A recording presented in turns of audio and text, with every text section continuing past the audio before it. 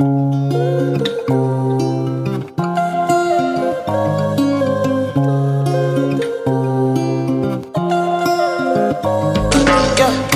baby, my Valentine.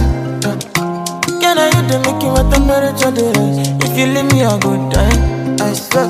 You are like the oxygen I need to survive. I'll be honest. Loving the thought of me, I am so obsessed. I want to chop your heart. Never need a back.